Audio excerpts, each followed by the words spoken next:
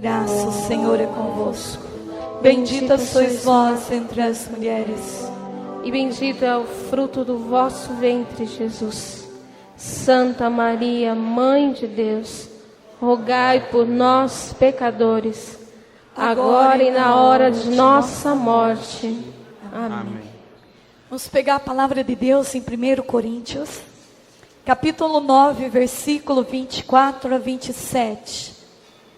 1 Coríntios, capítulo 9, versículo 24 a 27. Nas corridas de um estádio, todos correm, mas bem sabeis que um só recebe o prêmio.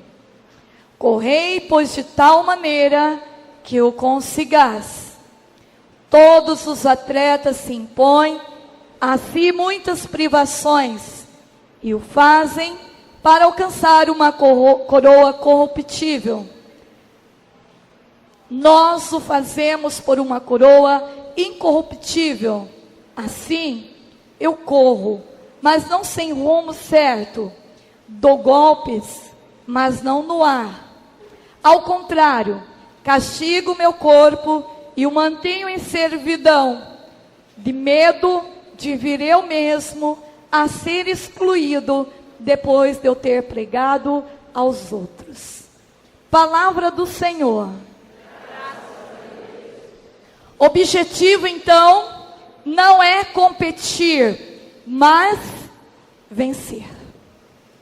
Quando Paulo, ele teve essa experiência de orientar a comunidade de Coríntios, falando tudo isso, ele quis dizer o quê? As mesmas coisas que Jesus disse no Evangelho. Jesus disse que para construirmos uma casa, nós devemos sentar, programar, ver se temos possibilidade, se o dinheiro vai dar para construir essa casa ou não, porque senão os nossos inimigos zombarão de nós, tirarão sarro. Por quê? Porque tudo na nossa vida não é feito de qualquer jeito. Tudo na nossa vida, principalmente para Deus, deve ser bem calculado, deve ser bem avaliado. Se aquilo que eu tenho condições de construir uma casa ou não. Porque senão a casa vai ficar inacabada. Essa casa, ela tem que ter um fim. E a casa que Jesus falou lá, Paulo vem dizer aqui: nas corridas de um estádio, todos correm, mas bem sabeis que um só recebe o prêmio. Correi, pois de tal maneira que o consigais. Todos os atletas se impõem a si muitas privações, e o fazem para alcançar uma coroa corruptível. Nós, porém, fazemos para alcançar uma coroa incorruptível. Essa palavra é muito forte. Paulo, ele diz assim, que ele tem medo depois de ter pregado, rezado, convertido a tantos, ser excluído do reino dos céus. Quando eu penso nisso, eu falo: Jesus, no poder do teu nome, eu que prego para tanta gente, não permita, Senhor, que eu levo tantos para o céu, eu venha perder o céu para a minha vida. Pois quando nós colocamos no caminho de Deus, nós estamos num campo também de batalha. Todos nós, seja você intercessor, seja você da Rafael, seja você da música, seja você do lugar que for dentro da igreja. Avalia comigo um campo de futebol. Um campo de futebol, várias pessoas estão correndo atrás do quê? De uma bola. Estão correndo para alcançar o mesmo objetivo, que é ganhar o jogo de futebol.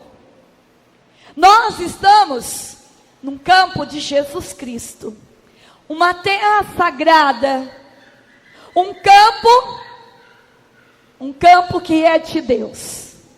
Cada um de nós ocupa um lugar neste campo, assim como no jogo de futebol.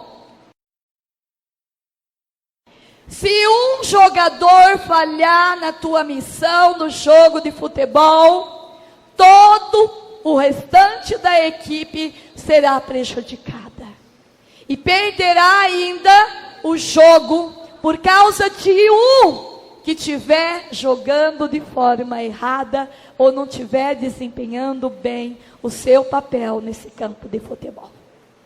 Mas o mais bonito de tudo isso é que no jogo de futebol, todo mundo, um ajuda o outro a vencer, a jogar a bola dentro do campo.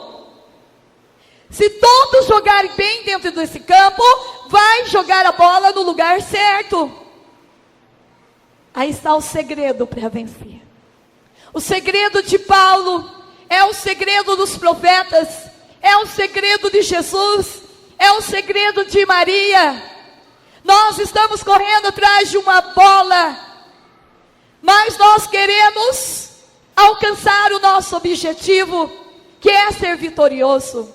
Nós queremos chegar no céu e ser coroado.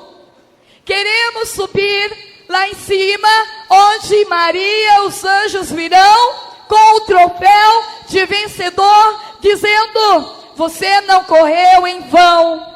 Você sabia aonde você estava correndo e por quem você estava correndo. Você correu rumo a um objetivo que era acertar aquela bola no gol. E você venceu. Aí nós podemos, diante de toda a eternidade, junto com os santos anjos, nos tornar uma só voz, um só canto, um só clamor. Agora, não pense você, Secretaria Rafael, Secretaria Miguel, Secretaria Magnífica, é tantas secretarias hoje. Se você estiver correndo sozinho, sem estar junto com esta equipe, porque somos uma equipe só, você não acertará gol nenhum. Se você estiver lutando sozinho, se você tiver colocado na tua cabeça que você é importante, a equipe mais importante, o ministério mais importante, eu não preciso me unir à música, eu não preciso me unir ao coordenador, eu não preciso unir ao padre, ao bispo, ao papa, você está no caminho errado. Por quê? Para vencer esse jogo de futebol como num campo, não dá para correr sozinho atrás dessa bola. Eu sou uma equipe, a equipe de Jesus Cristo, uma comunidade, tem que caminhar junto. Portanto, se eu vou na missa do intercessor, a missa não é só para o intercessor, é para todas as secretarias. Porque o que é ser intercessor? Se o músico não for intercessor primeiro, ele não é um bom músico. A música dele não atinge as pessoas com unção, com sabedoria, com discernimento. Se ele não é um intercessor, uma pessoa orante de vida pessoal, ele vai apenas dar show, mas ministeriar música, para realizar curas, milagres e prodígios, não vai conseguir. Pode até cantar muito bem, pode até pregar muito bem, mas não vai ter força de tocar o coração do ser humano para converter aquele coração. A tua música não vai ter força de conversão, não vai ter força de mudança de vida. Por isso Paulo, quando ele dizia isso, ele não estava correndo sozinho atrás dessa bola. Paulo tinha amigos, Paulo tinha uma equipe de trabalho, Paulo fazia tudo em comunidade. Paulo na prisão, ele arrancava pessoas de dentro da prisão. Paulo, aonde ele passava, o cinto de Paulo curava, o lenço de Paulo curava. Pedro, aonde ele passava, a sombra de Pedro curava. O povo corria atrás, não porque estava vendo os milagres, mas porque estava vendo o farol, a luz de Jesus Cristo estampada nos profetas, nos discípulos. O povo se convertia, por quê? Porque existia uma luz, Porque existia uma motivação. Quando nós estamos na frente, não somos o farol, não temos motivação, nós não conseguimos atrair ninguém para Jesus. Eu só consigo atrair alguém para o reino se eu tenho motivação de rezar. Se eu sou orante, eu posso dizer para o outro rezar que dá certo. Se eu tiver dentro de mim a motivação de ir para a missa, eu posso dizer para o outro, vai para a missa, porque eu tenho força dentro de mim de atingir aquele coração para ir para a missa. As pessoas viam Paulo e elas choravam, e elas queriam aquela vida para eles. Será que as pessoas lá fora estão desejando um caminho de santidade, porque nós estamos sendo esses faróis? Porque nós estamos sendo sinais de motivação dentro da nossa paróquia? Ou nós somos como aquele povo que andava com Moisés? Como aquele povo que andava com Elias? Como aquele povo que andava com Josué? Aquele povo que quando via aquele monte de gente na batalha, ele dizia, ih, cara, tinha lá 50 pessoas do lado de Israel, tinha 1000 do outro lado, vamos embora, cara, porque nós vamos perder essa batalha, porque nós não venceremos.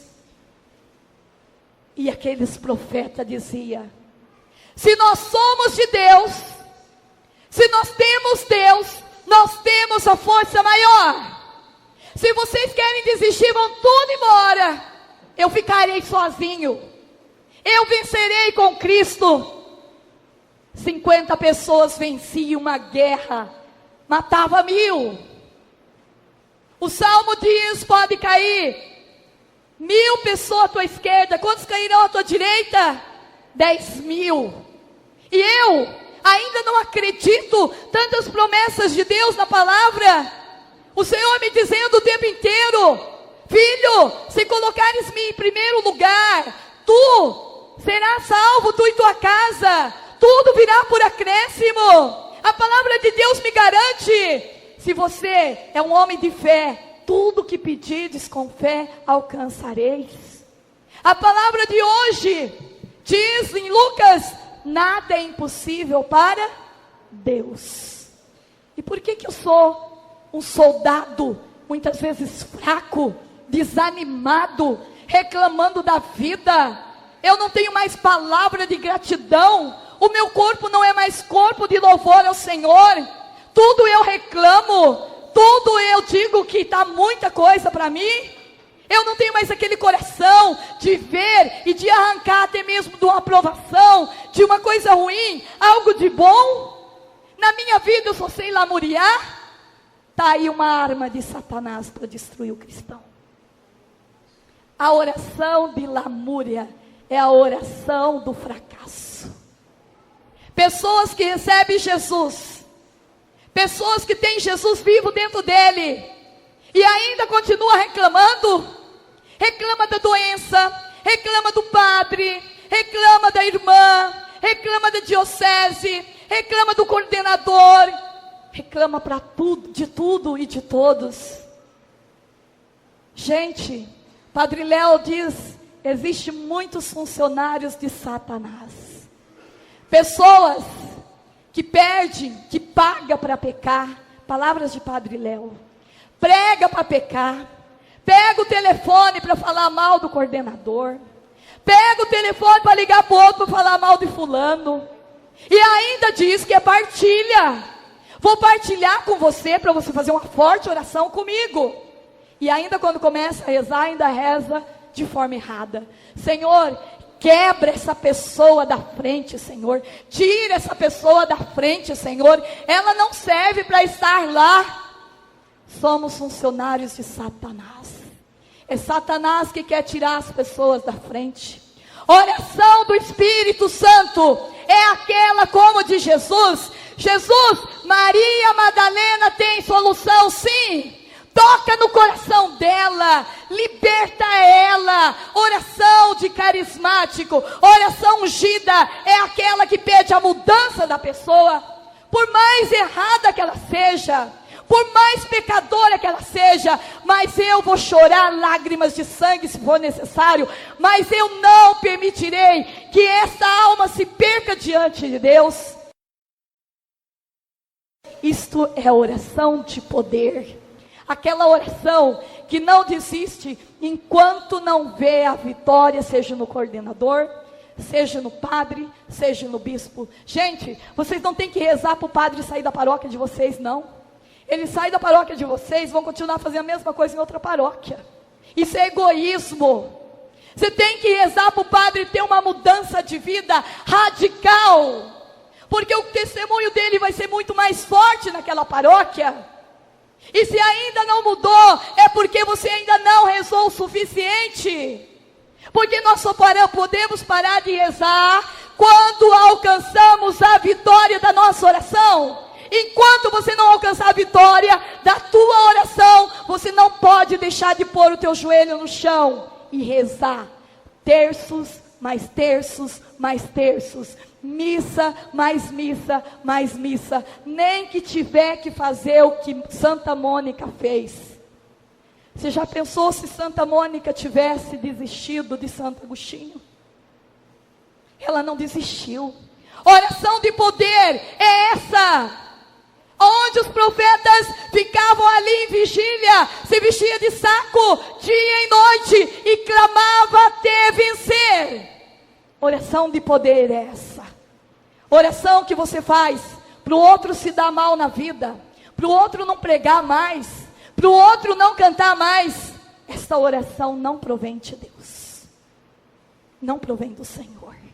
Por isso perdemos muito tempo, porque em vez de rezarmos, ter humildade no nosso coração, de querer que o outro seja melhor do que nós temos medo. Nós temos medo de dar, de devolver a Deus aquilo que é de Deus. Você tem dom porque Deus te deu. Você pode pregar e cantar e rezar e ordenar que o inimigo saia de uma pessoa, porque é Deus que faz isso através de você. Porque se Deus não fizesse, eu e você não faríamos nada. Tudo que vamos fazer tem que ser em nome de Jesus Cristo Nazareno. Quando aquele coxo chegou no templo, diante de Pedro, o que aquele coxo pediu? Ele pediu dinheiro. E Pedro não tinha. Pedro disse: eu não tenho ouro nem prata, mas tudo que eu tenho eu te dou. Pedro tinha Deus. Pedro tinha amor. Pedro tinha compaixão. Pedro tinha misericórdia. E isso é maior do que qualquer dinheiro. Pedro então deu aquilo que não era dele, era de Deus. E falou assim: em nome de Jesus Cristo Nazareno, levanta-te e anda. Foi andando, saltando, pulando e louvando a Deus, aquele paralítico. E nós temos usado o nome de Jesus. Senhor, eu não tenho talvez dinheiro para ajudar pessoas, mas eu tenho fé. Eu tenho talento que você me confiou e eu não posso enterrar debaixo da terra, porque um dia Deus te cobrará por esses talentos que Ele te confiou. E se você não está usando, porque todos os dons e talentos não é para edificar a mim mesmo, mas o outro. E se eu não estou usando em favor do outro, se eu prego e eu não estou buscando uma intimidade com a palavra de Deus, uma vida forte de oração pessoal, uma vida de intimidade com os sacramentos, eu vou ter que me ver com Deus um dia. Pregar não é fácil não, gente. Pregar é uma responsabilidade que você assume diante de Deus. Todas aquelas pessoas que estão escutando aquela pregação, passa você a ser responsável pela alma dela, a rezar por ela. Levar a palavra é levar salvação.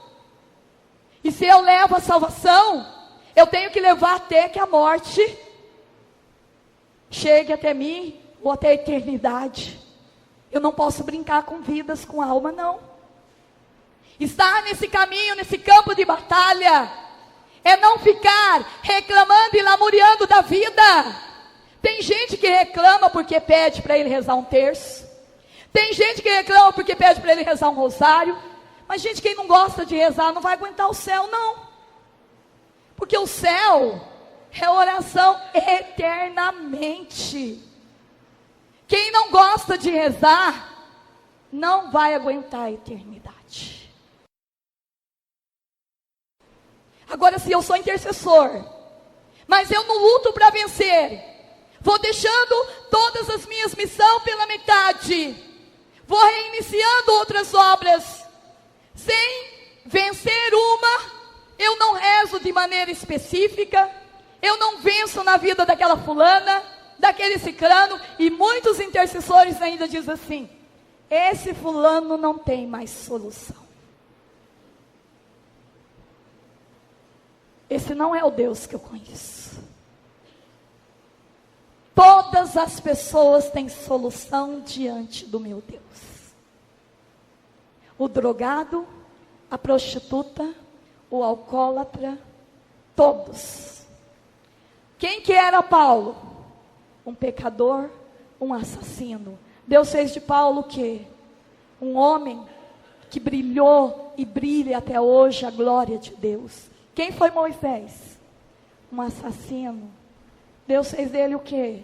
Um homem que levou uma nação para a terra prometida. Vocês estão entendendo? Esse é o Deus que eu conheço. O Deus que eu conheço, Ele não desiste de nenhuma alma. O Deus que eu conheço é aquele que dá sempre louvores ao Pai. O teu corpo, as tuas atitudes tem que ser atitude de louvor ao Senhor. Nós estamos criando dentro da igreja, muitas vezes, um povo acomodado, um povo que não quer saber de sacrifício, um povo que não quer saber de jejum, um povo que não quer saber de penitência, um povo que não quer saber de ir na missa, um povo que não quer saber de confissão, um povo que não quer saber mais de rezar o rosário e a palavra de Deus. Se tiver que exigir tudo isso, eu caio fora.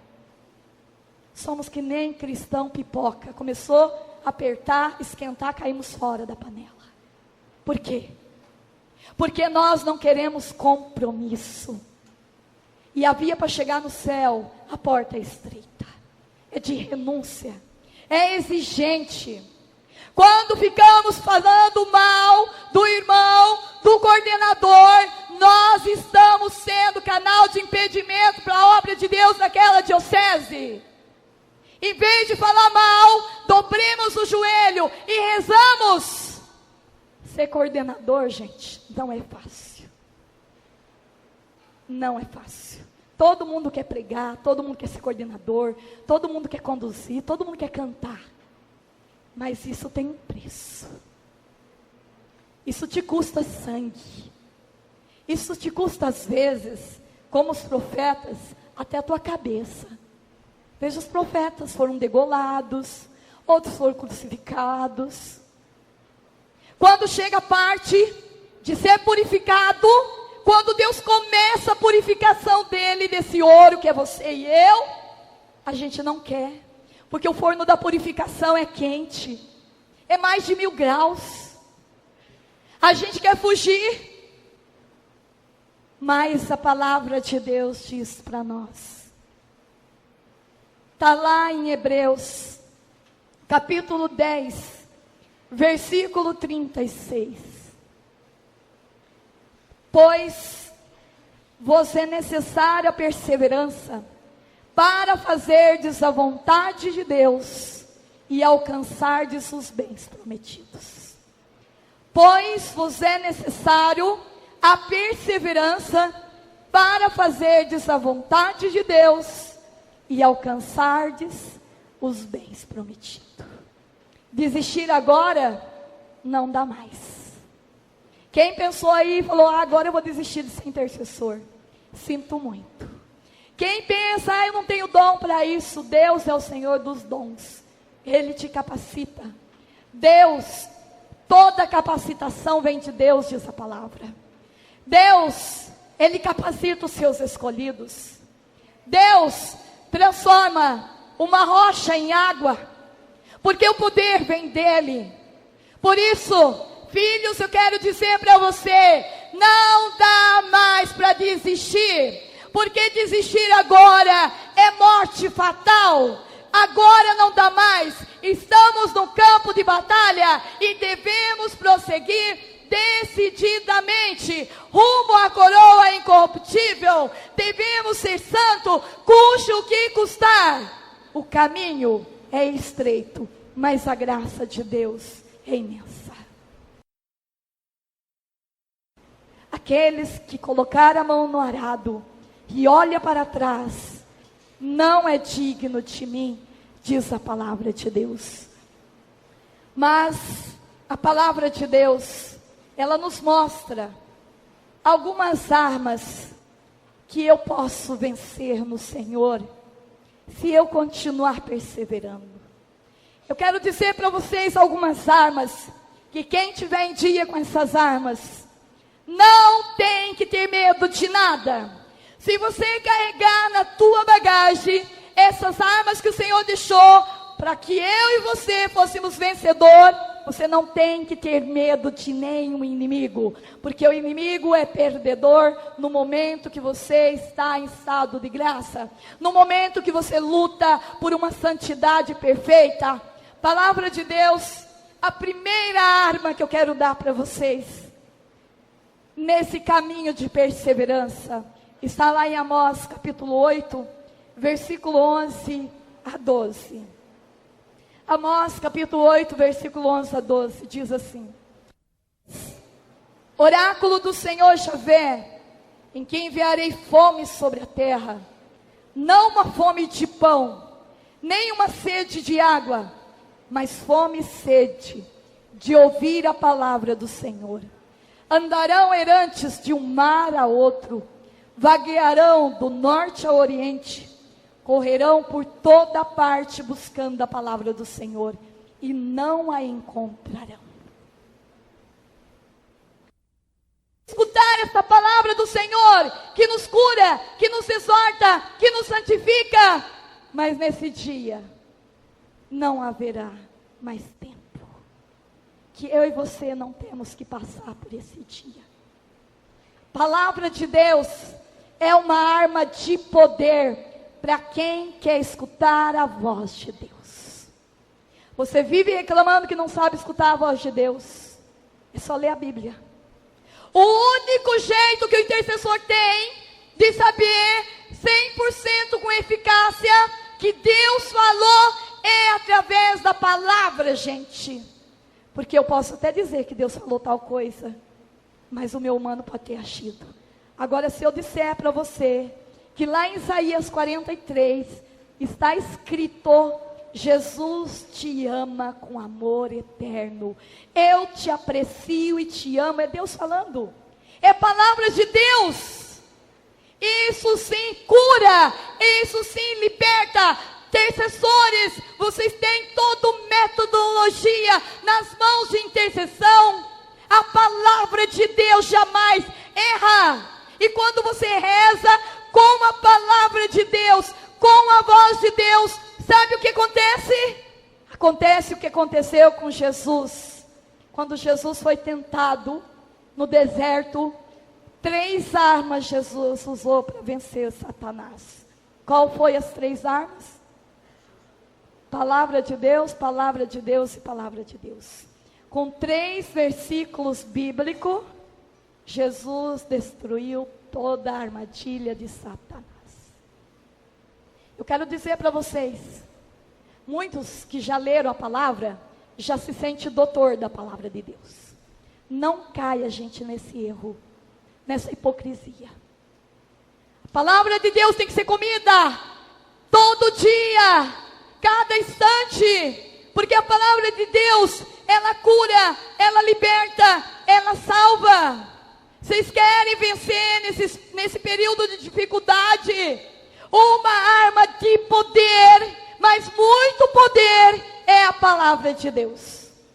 Através da palavra de Deus, eu vou sentir vontade de ir para a missa, porque na carta de Paulo está dito que aquele que comunga o corpo de Jesus e bebe o sangue dele, sem preparação, comunga sua própria condenação. A palavra de Deus vai me dar uma seta certo para que eu vá para a missa.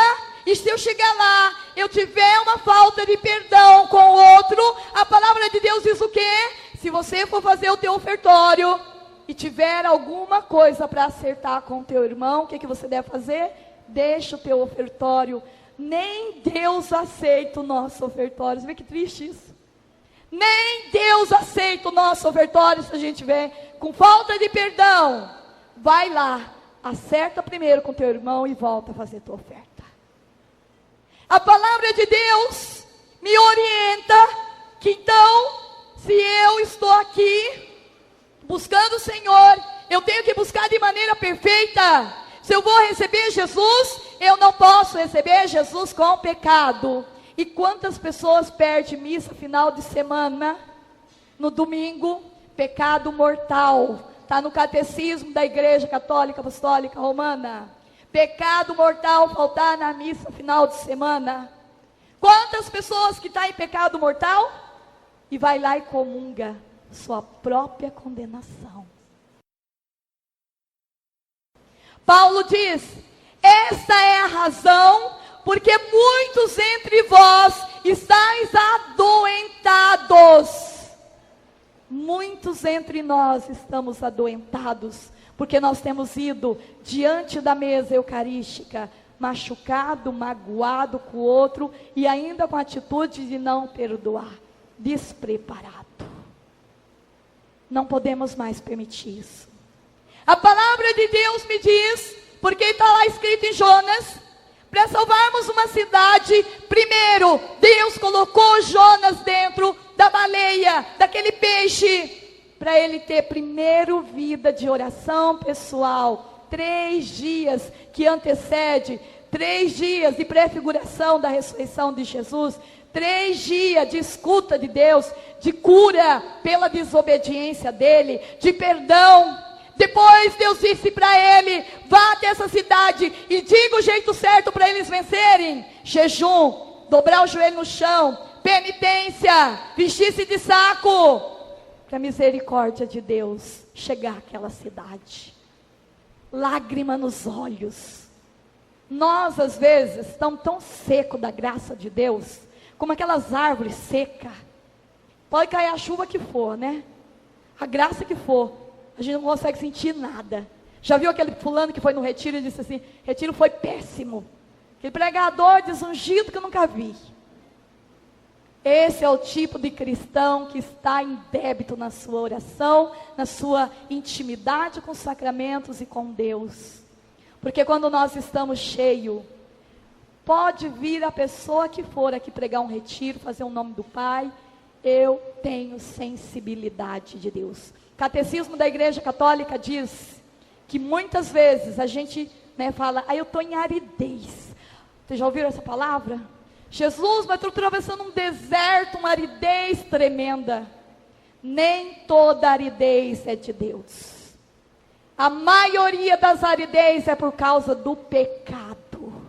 Está no catecismo, podem ler lá. O pecado faz você não ter sensibilidade de Deus. Deus permite que passamos por um momento de deserto? Permite. Mas quando atravessamos esse momento de deserto, nós temos a força, a esperança. Nada nos derruba. Agora existe muitos desertos que é por causa do pecado. É o pecado que nos leva a muitas vezes ao deserto.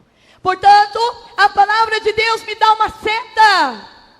Jejum é uma arma de poder? É uma arma de poder, gente. E jejum não mata ninguém. Como eu disse, na primeira missão de Daniel, vocês podem ler lá no livro, Daniel faz o quê? 10 dias de jejum com seus amigos. E depois, ele ficou mais gordo do que aqueles no qual ele foi lutar lá.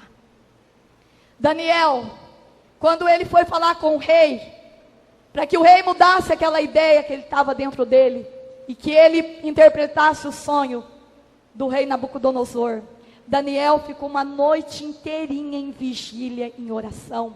Então, A palavra de Deus me mostra, vigília, outra arma de poder para se vencer. Naquele dia, Daniel foi com as palavras de Deus. Depois, Daniel, na outra missão, Daniel ficou 21 dias de jejum. Daniel venceu, por quê? Porque ele rezava. Gente, é muito clara a palavra de Deus. Ninguém vence uma batalha se não tiver essa vida de oração, não. Quanto mais se reza, mais se deve rezar, sim. Isso é uma coisa que eu digo para você. Porque mais você vai descobrindo os caminhos no qual você vai devendo lutar. Mais você vai descobrindo as armas certas. Qual arma você vai vencer aquilo. Quando você está doente, você vai no médico. Está com dor de cabeça. O médico não vai passar Dorflex para você. E para o outro. Cada um ele vai passar um remédio. Na palavra de Deus, para cada coisa tinha uma arma. Para cada coisa Jesus usou uma arma para vencer. E daí? Jesus venceu com o samaritano só com um olhar, só com acolhimento. E como discernir se vai destruir isso com a vigília ou com o rosário, se eu não tiver uma vida de intimidade com Deus? E quanto mais rezo, mais eu tenho sensibilidade da voz de Deus, do que Deus quer para aquele lugar. Então a palavra de Deus me dá uma seta, uma arma importante. Depois, a palavra de Deus diz o quê? Que eu não devo ter medo de nada. Um servo de Deus não deve ter medo do inimigo, não. Medo de nada. Um dia um santo viu o demônio face a face. O santo pediu para o demônio: o que você mais odeia no ser humano? O demônio respondeu: o que eu mais odeio é quando ele vai no confessionário fazer uma confissão, e ele foi sincero naquele confessionário, confessou todos os seus pecados. Ao sair dali, eu não tenho mais força nenhuma sobre a vida dele. Às vezes nós vamos confessionar, mas nós escondemos alguns pecados. Não temos vergonha de pecar, mas temos vergonha de confessar, de ser humilde. Portanto, gente, nós temos que começar a ver que nós temos que ter humildade. Eu preciso do outro para vencer nessa batalha. Sozinho, uma equipe sozinha não vence nada. Eu contava um testemunho agora há pouco para as intercessoras, que eu dizia o seguinte: ano passado inteiro Deus me levou para muita cidade a pregar sobre a unidade, porque Deus dizia: esse meu povo está dividindo, é secretaria tal fazendo uma coisa, é secretaria tal outra. Nós precisamos unir força, porque senão nós não vamos vencer nunca. Aí então começamos a unir forças. Eu me lembro, falei para elas que preguei um retiro lá em São Paulo, final do ano, em novembro. Tinha até o Frei Patrício, esse que escreve os livros de Santa Teresinha. Tinha comunidade, tinha eu, tinha um padre do Rio de Janeiro, da Renovação, tinha um padre de Brasília, da Renovação, tinha um padre lá da cidade de Jundiaí, tinha o bispo que celebrou a missa no início. Foram 4 dias de retiro para 5.000 pessoas. Tinha o Flavinho que pregou junto com a gente. Teve a Adriana que cantou, o Valmir Alencar. Nós juntamos força. Vida e Reluz. Olha, Toca de Assis intercedendo por nós. Juntamos todas as forças. Gente, quem esteve naquele retiro 4 dias, pode testemunhar para vocês o que foi aquele retiro. Nós estamos perdendo força porque a gente está fazendo coisa muito individual, sozinho. Por isso que nós estamos enfraquecendo. Aí você vai lá e aquele pingo de gente, não tem força. Mas se todos vocês convidar a paróquia de vocês inteira para ir na missa do intercessor, vocês vão ver o que vai acontecer naquela igreja. Vocês vão me testemunhar depois. Se começarem a fazer vigília, convida todo mundo para vigília, paróquia inteira. Vocês vão ver o que vai acontecer. Se vai outros movimentos, não precisa ficar orando em língua, só ora a oração do terço, do rosário. Precisamos somar força com urgência, gente. Porque senão nós vamos cair. Nós não vamos vencer. Sabe por quê? Tem muito servo enfraquecido na fé.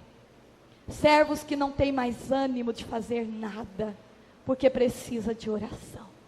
Precisa de alguém que seja sirineu na vida dele. Alguém que ajuda ele a carregar a cruz. E se nós não nos unirmos, cada um vai desanimando, vai perdendo sua força. E depois, buscar tudo isso de volta. Restaurar tudo isso é difícil. Por isso eu quero que vocês peguem comigo alguém que uniu essas forças. O livro de Judite. Peguem comigo.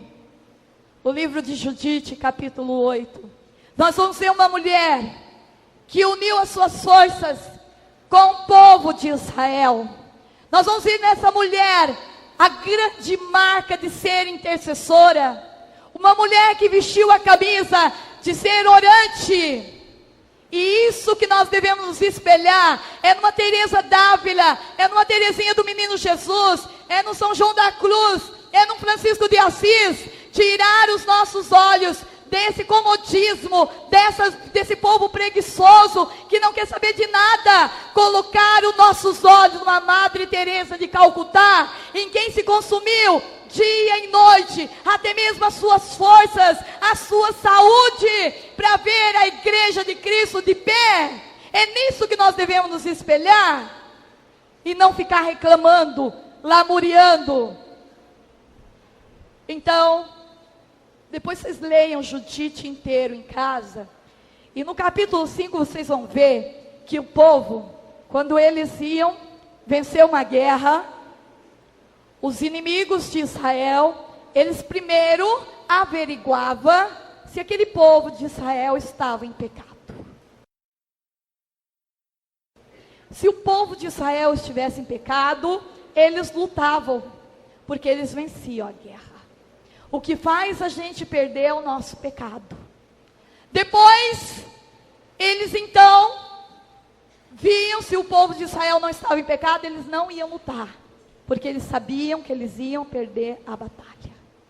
Confissão, sacramento de confissão é para todos. Pelo menos uma vez por mês. E quem é intercessor não pode passar mais de um mês sem confissão. E se você ainda está confessando os mesmos pecados, é porque você ainda não superou esses pecados. Precisa vencer o pecado da mentira, da falsidade, da lamúria, da reclamação. Porque na hora que você vencê-los, não vai precisar confessar mais ao padre. Então, tem gente que diz assim, irmã, não vou confessar não, porque é sempre a mesma coisa. Meu filho, aí você tem que ir, porque você ainda não venceu esse pecado. Então, lá no capítulo 8, nós vamos ler, só para vocês enxergar aqui o retrato de um grande intercessor. E eu faço questão de ler a palavra inteira, porque a gente às vezes lê um versículo e o povo não é acostumado a ler a palavra de Deus. E no retiro, a gente tem que pelo menos dar ao povo a palavra de Deus, porque eu conheço a palavra inteira, mas nem todos conhecem. Então eu quero ler junto com vocês, porque pelo menos esse capítulo vocês vão saber. Lendo pelo menos esse capítulo, vocês vão sair falando, eu li um capítulo inteiro, já sei onde que está essa palavra. Intervenção de Judite. Ora, tudo isso chegou aos ouvidos de Judite, viúva. Só um pouquinho antes, no versículo 3, capítulo 7, versículo 13. Veja o que está escrito. Deus seja juiz entre nós e ti, pois recusando negociar a paz com os assírios, atraíste a desgraça sobre nós, desgraças sobre nós, e por isso entregou-nos Deus nas suas mãos. Então daí vem toda uma oração. Depois eu quero que vocês leiam essa palavra, vocês vão ver que importante que é essa palavra. Aí entra para vocês entenderem o que Judite fez. Judite então, viúva, filho de Merari, filho de Dox, filho de José, filho de Josias. Essa mulher então, ela se coloca em oração, e no versículo 4 diz assim: Judite ficara viúva, havia 3 anos e meio. Ela tinha feito ao andar superior de sua casa um quarto reservado para si, no qual se conservava retirado com suas criadas.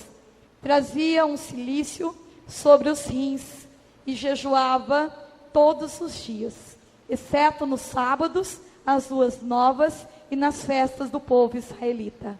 Era extremamente bela, e seu marido tinha lhe deixado grandes riquezas, numerosos criados e domínios cheios de rebanhos, de bois e de ovelhas.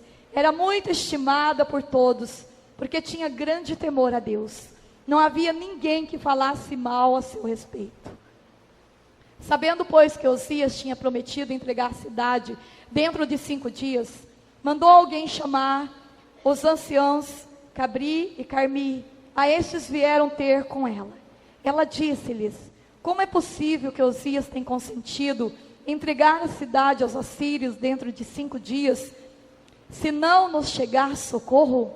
Quem sois vós para provocar assim o Senhor? Não é esse o meio de atrair a sua misericórdia? É outra coisa errada que a gente faz. A gente dá tempo para Deus, né? É errado. Tem que deixar nas mãos do Senhor. Ele sabe a hora certa. Quem sois vós para provocar assim o Senhor? Não é esse o meio de atrair a sua misericórdia? Mas antes de excitar a sua cólera e acender o seu furor, vós impusestes ao Senhor um prazo para exercer a sua misericórdia e fixasse-lhe um dia ao vosso arbítrio. Mas o Senhor é paciente. Façamos, pois, penitência por isso e peçamos-lhe perdão com lágrimas nos olhos, pois Deus não ameaça como os homens e não se deixa arrastar com eles a violência da cólera. Humilhemo-nos diante dele e prestemos-lhe nosso culto com espírito de humildade. Roguemos ao Senhor com lágrimas que nos conceda a sua misericórdia, como lhe aprouver, para que assim, como se perturbou o nosso coração com orgulho de nossos inimigos, do mesmo modo encontremos glória em nossa humilhação. Nós vamos preparar agora, porque o meu retiro sem Jesus, eu não sou ninguém. Nós vamos rezar agora, mas não aquela oraçãozinha assim, sabe? Aquela oraçãozinha que o inimigo olha, como foi aqueles discípulos, né? Lá expulsar o demônio, ele falou: bom, Paulo eu conheço, agora você, meu filho, não sei nem quem é. Mas nós vamos fazer uma oração de carismático, cheio do fogo do Espírito Santo. Olha, o céu tem que descer aqui agora, o fogo tem que descer, tem que queimar tudo que não presta desse lugar, da minha vida, da tua, dessa igreja, dessa diocese. Ao voltar para casa, nunca mais seremos o mesmo. Amém, glória a Deus. Vamos ficar de pé, vamos orar. Vamos cantar uma música para receber aquele que vai na nossa frente. Quem é? Ele vai destruir tudo neste lugar agora. E você pode ter certeza que ao voltar para casa, ninguém vai te conhecer mais. Porque esse homem, essa mulher velha vai ficar aqui. Vamos cantar do nosso Deus.